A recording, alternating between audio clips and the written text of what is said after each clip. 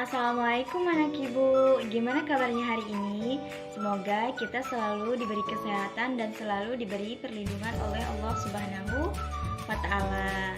Baik, sebelum kita memulai pelajaran, ada baiknya kita berdoa dulu yuk. Bismillahirrahmanirrahim. Rabbi zidni ilman warzuqni fahman waj'alni minas sholihin. Amin. Sebelum kita lanjut, kita harus tahu dulu nih tujuan pembelajaran kita hari ini apa. Tujuan pembelajaran kita hari ini adalah mengetahui dan mengamati apa saja sih persyaratan air bersih itu.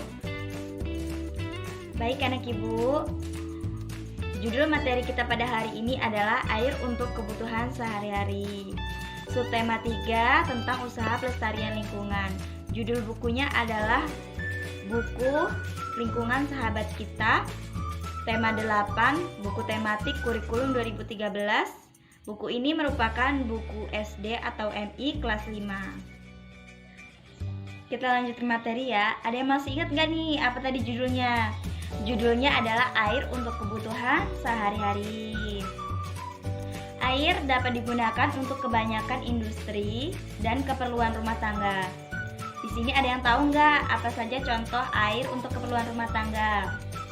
Yang pertama untuk minum, terus kedua memasak, terus apa lagi? Mandi, mencuci, dan masih banyak lagi ya.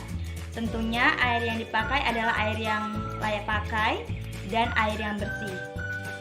Ngomong-ngomong air bersih, persyaratan air bersih ada 3. Yang pertama persyaratan secara fisik, yang kedua persyaratan secara kimiawi, dan yang ketiga persyaratan secara mikrobiologi. Kita lanjut persyaratan secara fisik ya. Persyaratan secara fisik yang pertama adalah tidak keruh, yang kedua tidak berwarna apapun, yang ketiga tidak berasa apapun, yang keempat tidak berbau apapun, yang kelima suhu antara 10 derajat sampai 25 derajat atau bisa dikategorikan sejuk. Yang keenam adalah tidak meninggalkan endapan. Kita lanjut ke persyaratan air bersih. Yang pertama yaitu persyaratan secara fisik. Persyaratan secara fisik yang pertama adalah tidak keruh, yang kedua tidak berwarna apapun, yang ketiga tidak berbau apapun, yang keempat tidak berasa apapun, yang kelima suhu antara 10 derajat sampai 25 derajat Celcius atau bisa dikategorikan sejuk. Dan yang keenam adalah tidak meninggalkan endapan. Syarat yang kedua adalah syarat kimiawi. Syarat kimiawi yang pertama adalah tidak mengandung bahan kimiawi yang mengandung racun. Yang kedua tidak mengandung zat-zat kimiawi yang berlebihan. Yang ketiga cukup yodium. Dan yang keempat pH atau derajat keasaman 6,5 sampai 9,2. Syarat yang ketiga yaitu syarat mikrobiologi.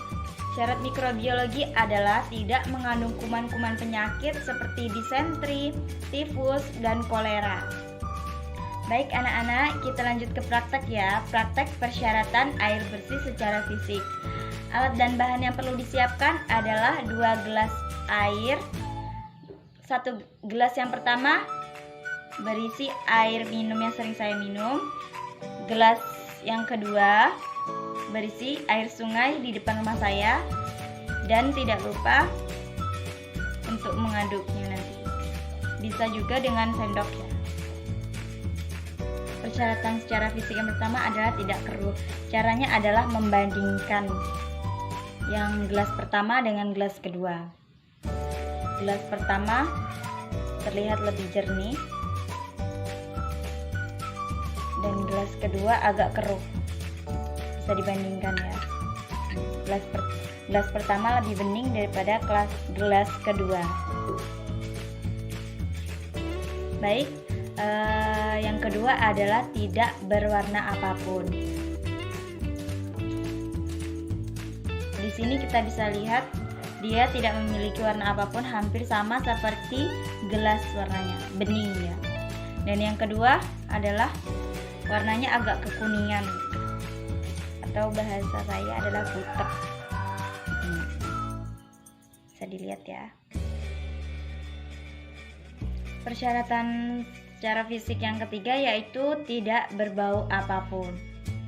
Di sini saya akan mencoba gelas pertama dulu. Ini tidak mengandung bau apapun ya. Gelas yang kedua, baunya agak kayak lumut-lumut gitu, mungkin karena dia dari sungai ya. Jadi gelas yang berbau, gelas yang kedua, dan yang gelas tidak berbau adalah gelas yang pertama. Persyaratan secara fisik yang keempat adalah tidak berasa apapun. Kita coba gelas yang pertama dulu, berasa atau tidak. Gelas pertama tidak berasa apapun, dan gelas yang kedua agak kecut-kecut gitu ya. Dan persyaratan secara fisik yang kelima adalah suhu antara 10 derajat sampai 25 derajat Celcius atau bisa dikategorikan sejuk. Gelas pertama ini sejuk dan gelas kedua ini juga sejuk. Tapi ini lebih dominan ke gelas pertama karena ini merupakan air hujan yang sudah dimasak, jadi dia lebih dingin dibandingkan ini gelas yang dari sungai depan rumah saya. Jadi gelas yang lebih sejuk gelas yang pertama dibandingkan gelas kedua. Terus yang keenam adalah tidak meninggalkan endapan apapun. Kita coba dulu gelas yang pertama, meninggalkan endapan atau tidak. Kita lihat, gelas pertama tidak meninggalkan endapan apapun, bersih ya, tidak ada apapun. Kita coba gelas yang kedua, apakah meninggalkan endapan atau tidak.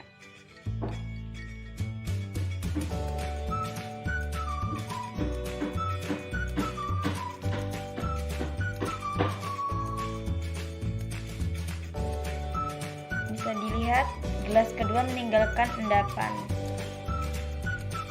dan berwarna kuning juga ya. Jadi yang meninggalkan endapan adalah gelas yang kedua. Gelas yang pertama tidak meninggalkan endapan sama sekali. Bisa kita lihat. Ada nampak endapan. Baik, tadi kita sudah mempelajari materi tentang air kebutuhan sehari-hari dan kita sudah juga mempraktekkan persyaratan air bersih secara fisik.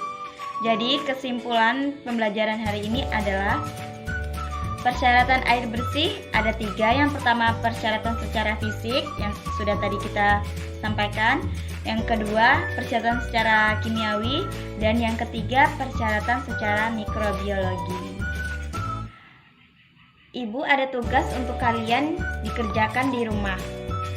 Tugasnya adalah apakah air di rumahmu sudah memenuhi persyaratan air bersih? Jelaskan. Atau bisa juga diberi alasannya. Ibu ulangi sekali lagi ya. Apakah air di rumahmu sudah memenuhi persyaratan air bersih? Apa alasannya? Jangan lupa dikerjakan ya anak ibu. Sebelum kita menutup pembelajaran pada hari ini, ada baiknya kita berdoa dulu ya. Bismillahirrahmanirrahim. Allahumma arinnal haqqan haqqan warzuqna tiba'ahu wa arina batila batila warzuqna ijtinabahu. Amin. Sekian dari saya. Apabila saya mempunyai kesalahan kata, saya mohon maaf yang sebesar-besarnya. Wassalamualaikum warahmatullahi wabarakatuh.